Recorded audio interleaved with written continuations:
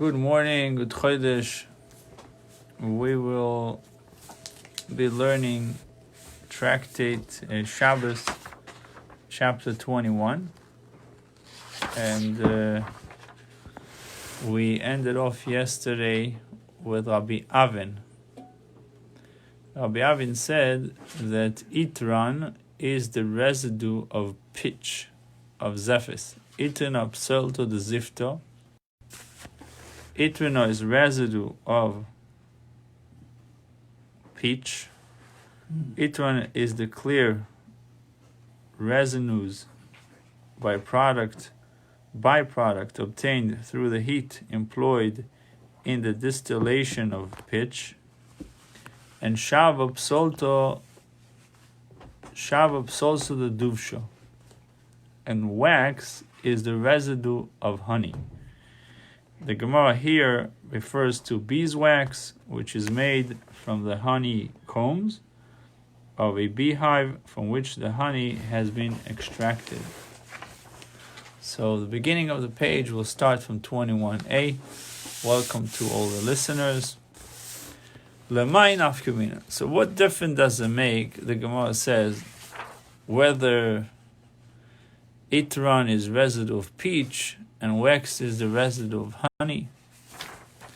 We were trying to figure out which are the oils that are acceptable for lighting the Shabbos candles, which are the wicks that are acceptable for Shabbos candles. The Gemara says the mind of Kamino. With regard to what matter is there a halachic difference. In note number 1, it says the Gemara above 20b has already identified shavo as wax, kirusa, which is a familiar substance. Hence, it now wonders what Rami Bar Avin's purpose in further identifying shavo as the residue of honey. So the Gemara says, Lamekach umemka, with regard to buying and selling. For commercial purposes, the term wax refers to the residue of honey, honeycombs from which the money has been extracted. Hence, if one contracts to sell wax, he need provide only such residue, and the buyer cannot demand its further processing. All the substances that we said you should not be lighting on Shabbos, you should not be using them for the Shabbos candles. However, we may make from them a large fire for the Shabbos. Why do we need to light fire, a large fire? To warm yourself up, and or to use its light. Whether it's on the ground, whether it's on top of a stove. They said, when do we say that you shouldn't use certain substances for wicks? It's only for the Shabbos candles. But for other purposes, it would be permissible, like to generate heat or to use its light. Now, what is a kick oil? We said not to use oil named kick. My shemen kik. Shmuel said, I asked all the seafarers. The seafarers. The ones on the ships. Those who were traveling on sheep. So I asked them, what does it mean, shemen kik, oil that called kik? So they said there's a certain particular bird, a bird found in the seaport cities, maybe a seagull, and its name is kik. Oil was extracted from this bird and used as fuel for lamps. It is to such oil that the Mishnah refers. The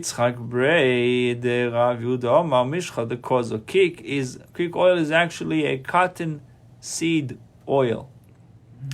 Rish Lakish said oil kik is really, it's oil extracted from the type of plant known as Yona's kikoyon, the famous story of Yona and the kikoyon that he laid under it, and then it ultimately withered. So that's where Shem and Kik comes from the Kikoyan. Actually, similar words, Kik and Kikoyan. So you shouldn't use that oil, Kik. It says, I myself, Rabbi Chana says, I myself seen a Yona's Kikoyan plant. Veletzololiva dominant resembles what? It resembles a certain plant. I never saw this. So it says in 7, a plant with large palmate leaves and very thick oil, castor oil, the famous castor oil. Castor is used usually for medicine, medical equipment. An aloe tree, that you put. Wait, didn't write aloe, right? Castor oil. Castor oil is different. Yeah, so the chazile kikon de yoino resembles risinus plant umedifsheke rovi and grows from the moisture in ponds. Va'apum chanusa medol and yosei, merchants hang it above the entrance of the stores for shade and fragrance. Umi pritziduhi of the mishcha, from its kernels people produce oil. And under its branches rested all the sick of the west. People that did not feel good would go to rest under this tree, called Kikoyan. The Gemara explains the Mishnah, why the Mishnah disqualified all the various enumerated substances. What's the problem using, for example, Shem and Kik? The weeks concerning which the rabbi said not to use on Shabbos for Shabbos candles, because the flame flickers on them, so it doesn't really burn well. The reason why we don't use certain oil, because they are not drawn easily after the week. In either case, the sages were concerned that one might come to tilt the lamp to improve its light, thereby performing the forbidden labor of kindling. Well, that's really the root of the problem. The oil that the rabbi said you should not use on Shabbos. What is the whether one may pour a small amount of acceptable oil into them and kindle. In other words, mix them together, acceptable oil with non-acceptable oil. Put them both together. Do we rabbinically prohibit the practice lest one come to kindle the lights with the unacceptable oils alone? Or do we not institute such a safeguard? Rabbi said to Abaye, we do not kindle even when a small amount of acceptable oil is added. So no chunky oil mixed with the good oil. Okay. We do not kindle even when a small amount of acceptable oil is added. My time, or what is the reason? Because we may not kindle with unacceptable oils alone. Hence, the rabbis prohibited the practice of adding a small amount of acceptable oil, lest one come to kindle with unacceptable. If the rabbis will say you're allowed to use acceptable and unacceptable oil together, then you might come to use only unacceptable oil. So they said you shouldn't mix them, and if it's unacceptable, don't use it. In order to make a wick, one wrapped a substance that we may kindle with over a substance that we may not kindle. So he has a wick that comprises both types, acceptable and none. So we said this. We spoke before about oils. Now it's the same scenario about same possibility about the wick. So korach dover shemad likim boy. one repte substance that we may kindle with, over a substance that we may not kindle with, ein madlikin, but we may not kindle with that wick. Why? The members of my father's household would wrap a valid wick material over a knot. Umadlikin, and they use a knot. Egois, they would wrap the wick over the knot, and they would use it, umadlikin, and it would kindle with such a wick. Abai now concludes his argument.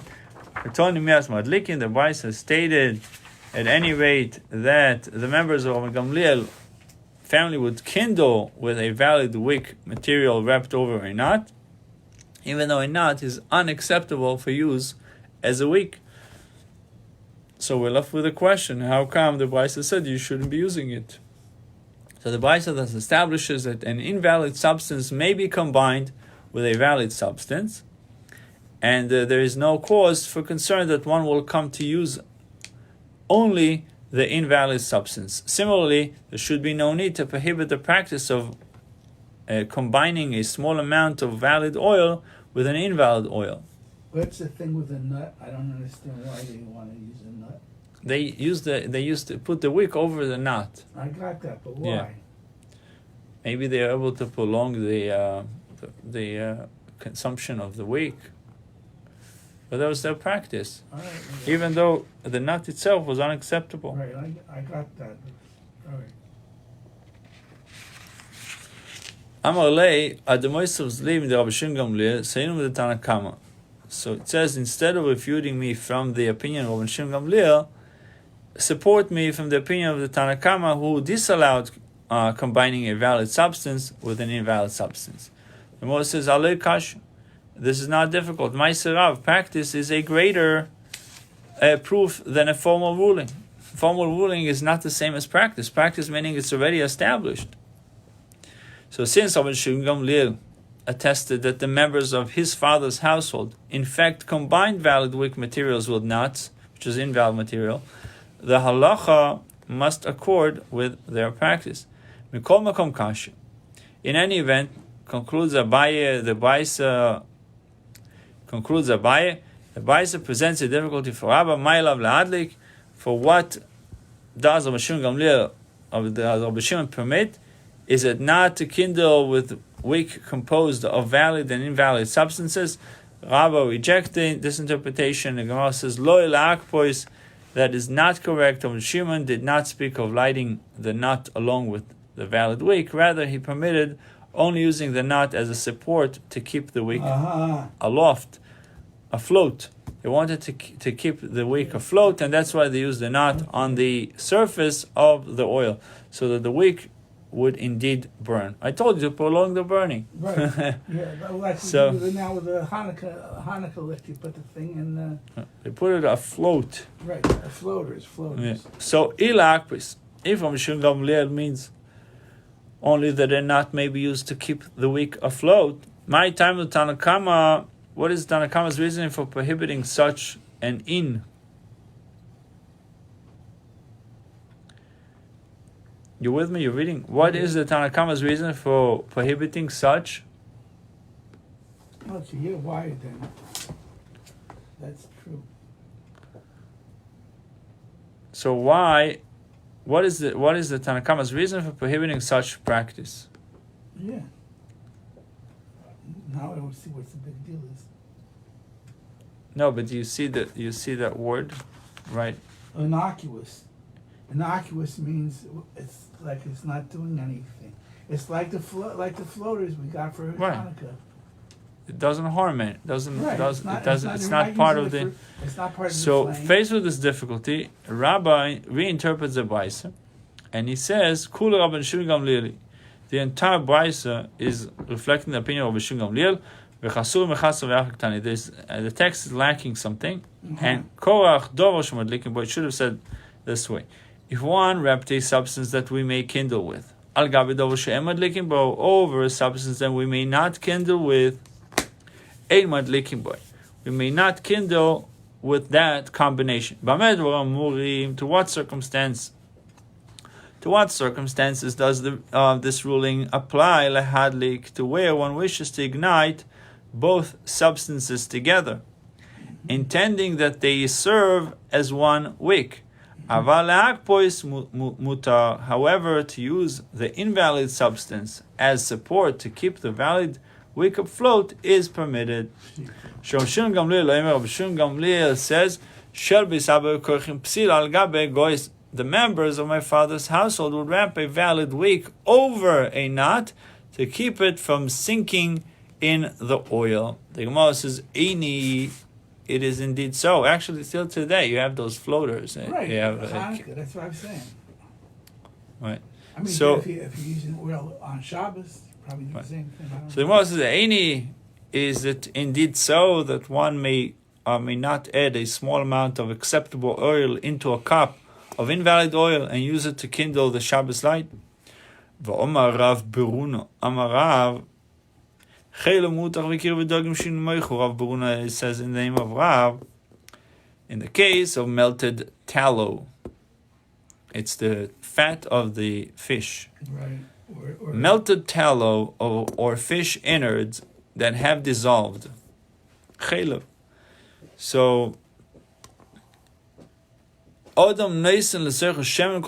person may put a small amount of valid oil into it and then kindle. Rav's ruling directly refutes Rab's opinion. Maybe they're referring to schmaltz. What some people on Pesach, they use the fat of the chicken to make from it oil. Yeah, but they don't use it for candles. They just use it for Not for candles, for cooking. For cooking, so, right. So it says over here that you're allowed to do it. Rav's ruling directly refutes Rab's opinion.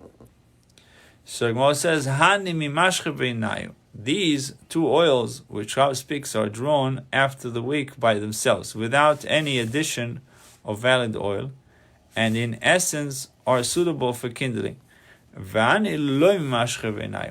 But these other oils of which I speak are not drawn after the wick by themselves, and thus are properly proscribed even in combination with a valid oil, lest one come to kindle only with them. And the rabbis prohibited melted tallow on account of tallow that is not melted, this chaylev, this fat. And fish innards that have dissolved on account of fish innards that have not dissolved. But let them prohibit also melted tallow and dissolved fish innards, into which a small amount of valid oil has been put, on account of melted tallow and dissolved fish innards, into which a small amount of oil has been put. Maybe you should make a decree also not to use it. Rabbi responds, this case is also itself prohibited by a rabbinical decree, and we don't want to put a decree on top of a decree. So with this response, the Rabbi has resolved the last of the challenges to his opinion. The wicks and oils concerning which the sages said, we may not kindle with them on the Shabbos. We may also not kindle with them in the Holy Temple. Because it is stated to kindle the lamp continually. Who taught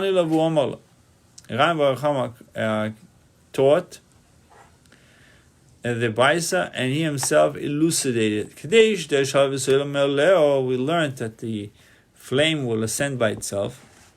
You have to do it in such a way that it will ascend by itself.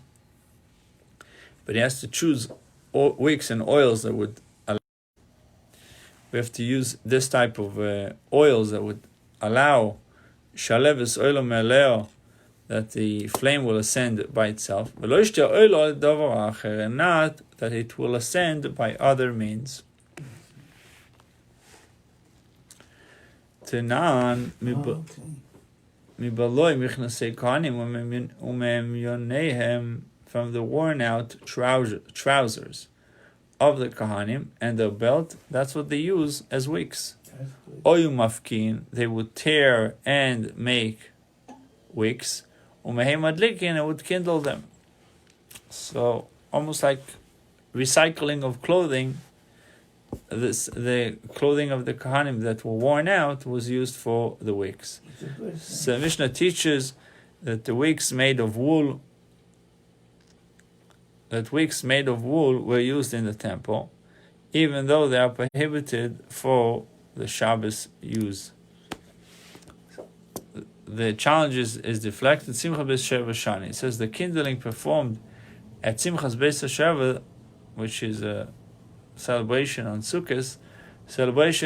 This type of celebration is different since it is not of biblical origin. Hence, even woolen wicks may be used for that event.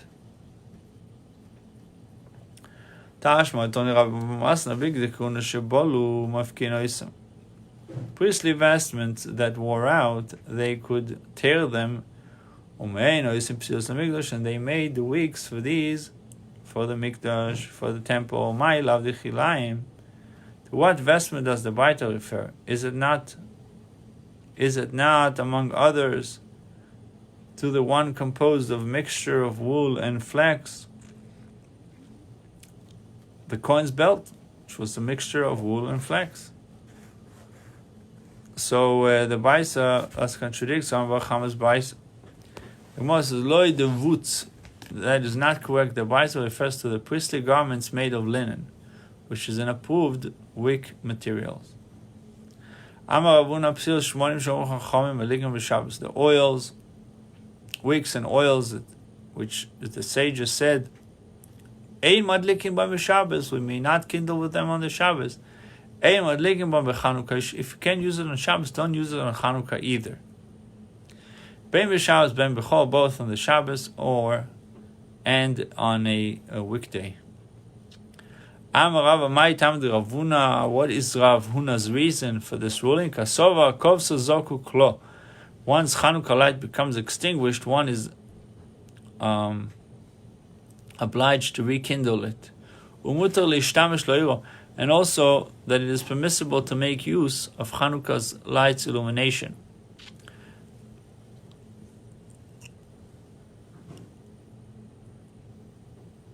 And it is permissible to make use of Chanukah's light's illumination.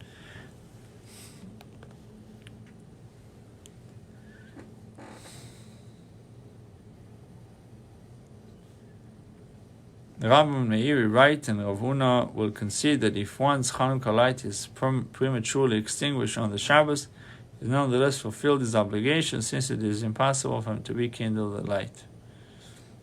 Okay. Rav Chisda said, we may kindle with the oils and wicks prohibited for the Shabbos on a Chanukah weekday, but not on a Chanukah Shabbos. Kasova, Kovso, once Chanukah lights become extinguished during the designated period, Ein Zokuk Lo, one is not obliged to rekindle it. And it's permissible to use to make use of a Chanukah's light's illumination. Next, Amar Rav Zera, Amar Masna, Amar Rav Zera, Amar Rav, Psilu Shmoni Shumur Chachomim, wicks and oils, which the sages said, Ein Madlikim v'Shabbos, you should not use them on Shabbos, and may not kindle them on Shabbos. Madlikim on Chanukah, you may kindle them, you may use it for Chanukah. Ben b'chol, ben b'Shabbos, both on weekday or Shabbos, obviously, is completely different opinion. Amar Rav Yirmiyah, my time of the Rav, what's Rav's reasoning? Kasova, Kovso and Zoklo, because he holds that if one's Chanukah light becomes extinguished, one is not obligated, or one is not obliged to rekindle it, but also that is forbidden to make use of Chanukah's light's illumination. The rabbi stated this explanation of Rav's ruling before Rabbi and in the name of Rabbi Yirmiyah, V'loi Kiblo, and Abai did not accept it. Ki also Ravin, when Ravin came from Eretz Yisrael to Babylonia, he said, The rabbi stated the identical explanation before Abaye in the name of Rabbi Yochanan ve'kiblo, and he accepted it. Omar Izachai gemirte l'shmaite mikoro. If I had been worthy, I would have acquired Rav's teaching earlier, but he learned it now. What difference does it make when he learned it? The difference is with regard to the studies of one's youth, which are more enduring than those of one's later years. Rav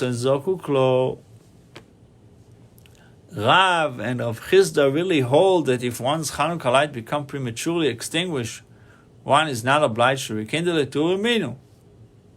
Mitzvah so mishetishka chamo. What is the mitzvah of Chanukah? Chanukah lights extend from when the sun sets, from mishetishka chamo, from the sun sets, until the passerby have vanished from the market. What is the implication of the Baisa? Is it not that the Chanukah light became extinguished any time within the prescribed period of burning? He must return and kindle it anew. He has to rekindle it. Also says rather the Baisa implying that if one did not kindle the Chanukah lights at sunset, when the mitzvah's observance commences, he may kindle them at any time until the passerby have vanished from the market. However, if he fails to do so, then he has lost the opportunity to perform the mitzvah. Alternatively, the Baisa intended the time frame to be a reference for the required measure of oil. So we are holding in 21b2. Until the passerby have vanished from the market. Until how long is it? Until the Talmudoins have vanished from the market. Who were the Talmudoins? They were residents of an oasis in the Syrian desert, known in secular history. They were known, sold kindling wood, that this family would sell kindling wood in the city markets. They stayed there until people returned home in the evening to start their fires, and those in need of kindling wood returned to the market to purchase it, after which time Talmudim vendors vanished from the market. Rashi, Ritva, and that was Rashi's interpretation, but Ritva writes that the Talmudians were the vendors who tarried longest in the marketplace. He states further that consequently the end of the period is determined in each locale by the time that the sellers of oil and the like depart from the market, presumably because they would be the last to leave. Rif and Rosh, however, fix the end of the period of one half hour after nightfall, and this view is cited by the Psukim. Tanu Rabbono mitzvahs Chanukah neir ishu veisa. The mitzvah of Chanukah is one light each night for a man and his entire household. And those who are scrupulous, who most fervently pursue, right? Those who pursue mitzvahs fervently have neir lechol echod ve'echod, one light each night for each and every one in their household. And for those who most fervently pursue mitzvahs, B'Shamim said you have to start with 8. And then you start decreasing. And B'Sila says the other way around. They light 1, and the second day 2, and they're increasing every day till you get to the 8th day where you light 8. Two Amoraim in the West disagree about the interpretation of this Tanoic dispute. Rabbi Yossi bar Rabbi Yossi bar Zavida. Omar Chad Omar Tamad Shami Keneged Yom Nichnosim.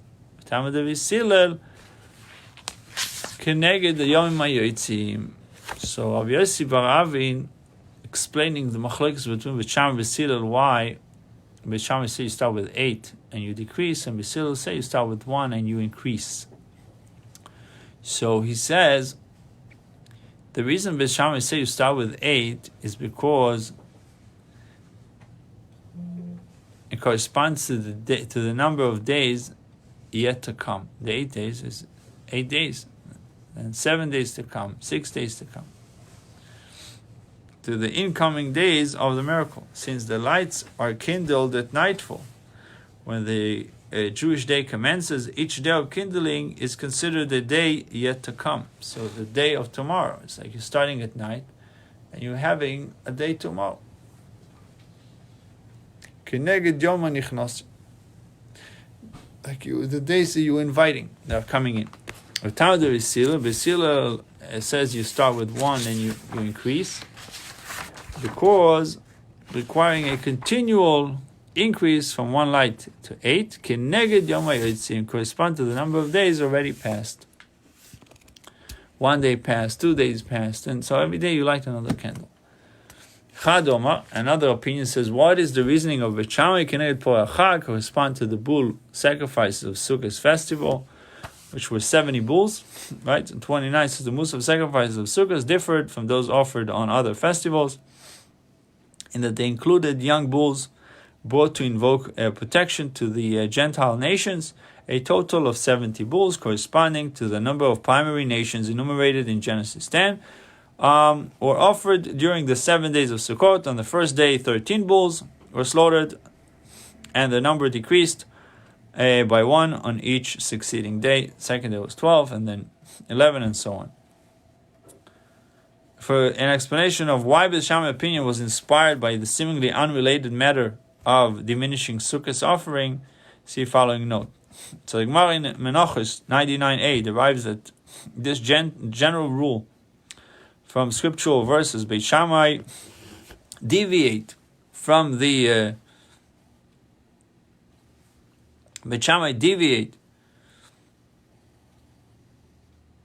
biblical imperative only because the bull sacrifices of the Sukkot festival provide a precedent for doing so.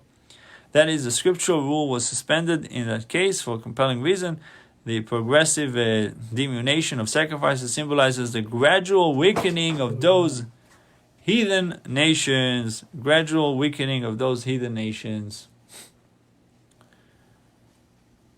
That oppose God's teachings. Here too, there exists a compelling reason for suspending the general rule to publicize the true nature of the miracle, wherein the single flask of oil divided into 8 parts, gradually diminished over an 8-day period. So there's many interpretations of the position of Beit Shammai, why they compare the bulls of Sukkot to Chanukah. The time of the Visil, the Man Makosh, and the principle of Beis Hillel, why they say that you start from 1 and you increase from 1 light to 8, because of increasing in matters matters when it comes to principle. The principle when it comes to sacred matters, to kedusha, sacred matters, you always increase. You're not decreasing. There were 2 elders in the city of Sidon. 2 elders, each one followed different opinion. One Shammai and one Hillel.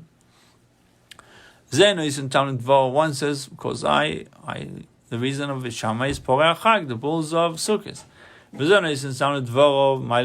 One says, I'm doing it like Beis because Porei HaChag, because of Mailim HaKodesh, we increase in matters of in sacred matters and we do not lower. So Tanu Rabbono Ner Chanukah Mitzvah Al Nicha Pesach Beis.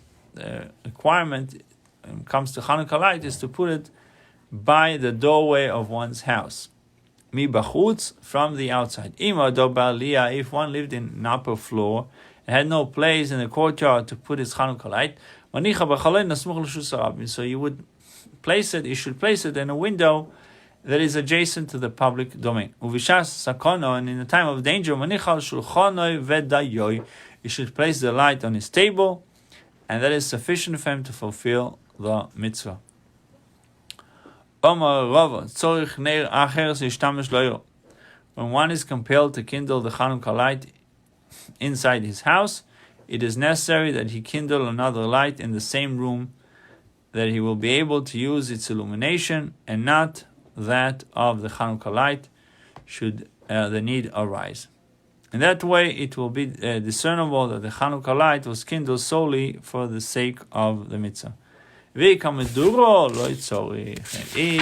there is a large fire burning in the room, an extra light is not necessary. But if he is a prominent, distinguished person who does not ordinarily use the light of a torch, even though there is a large fire in the room, it is necessary that he kindle another light, for otherwise it will appear as though he kindled the Chanukah light for his own purpose.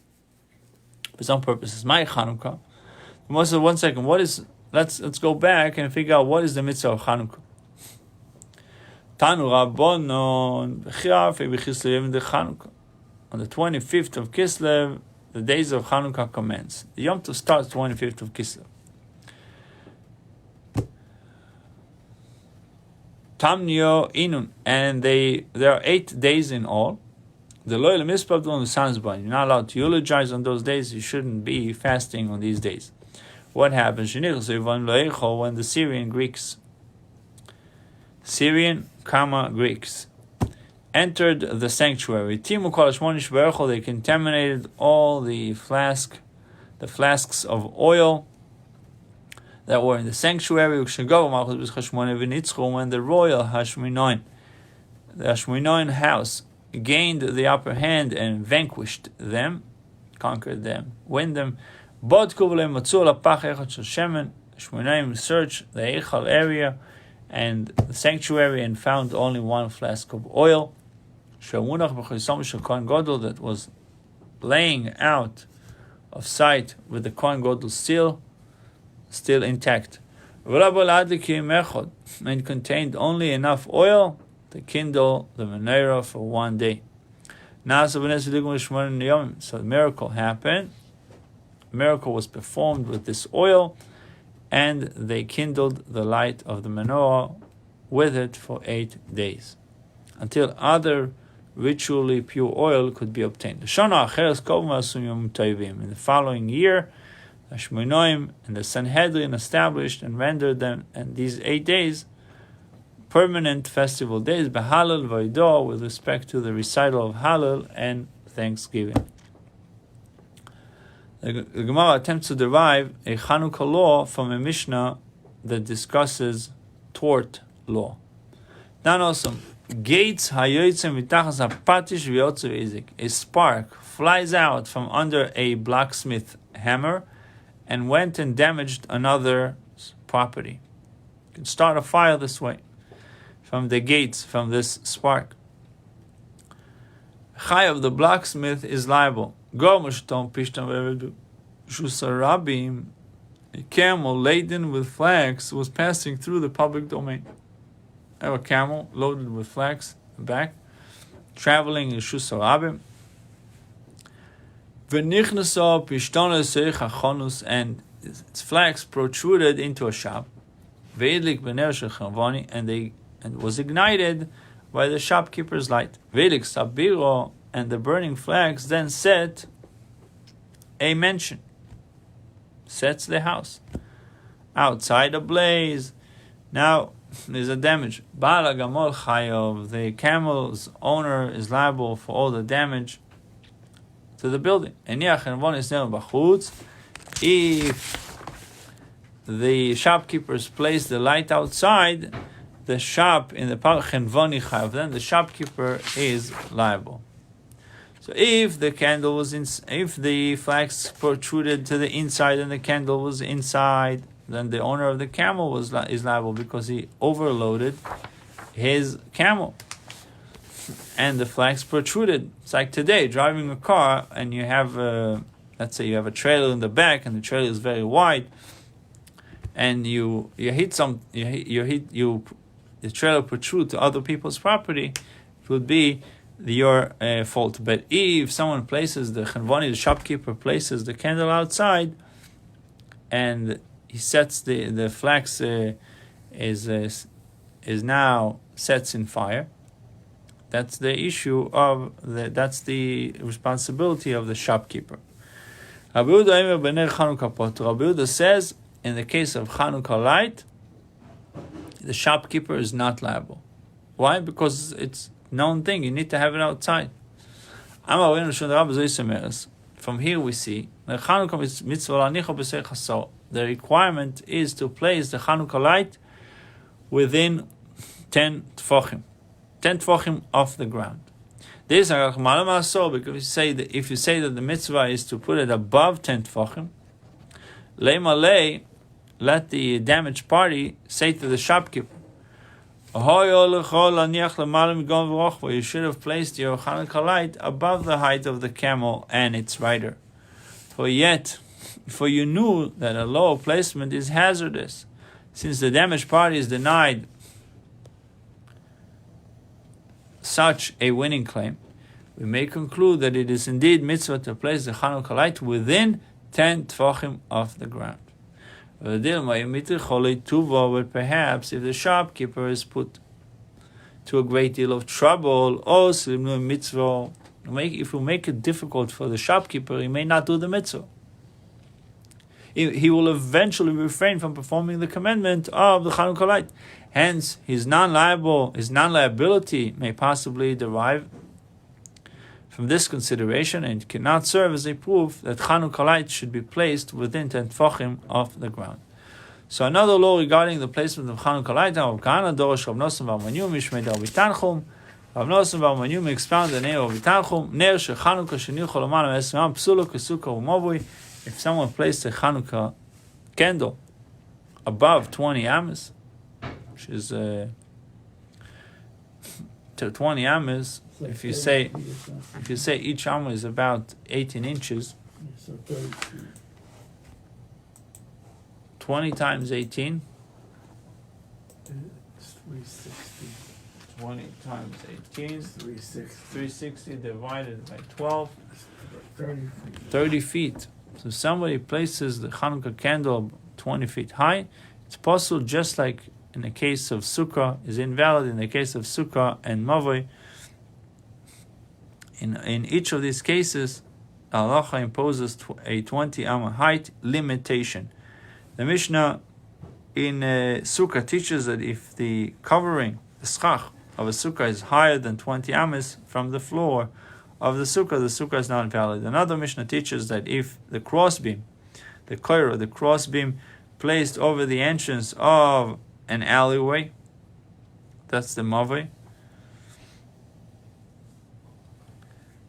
that if the crossbeam placed over the entrance of an alleyway, Mavoi, is more than 20 amas higher than the ground below, this adjustment to permit carrying in the Mavoi on the Shabbos is invalid. Although the height limits for the Chanukah light, schach and koiro, are identical, the reason for their imposition varies from case to case. So we completed the daf for today. We'll continue with another short video on the halacha on Pesach. With halacha on Pesach. Buchim Tiyu should all be blessed. All be blessed and have a great chodesh, great month of miracles, individually and collectively, physically and spiritually. Buchim Tiyu.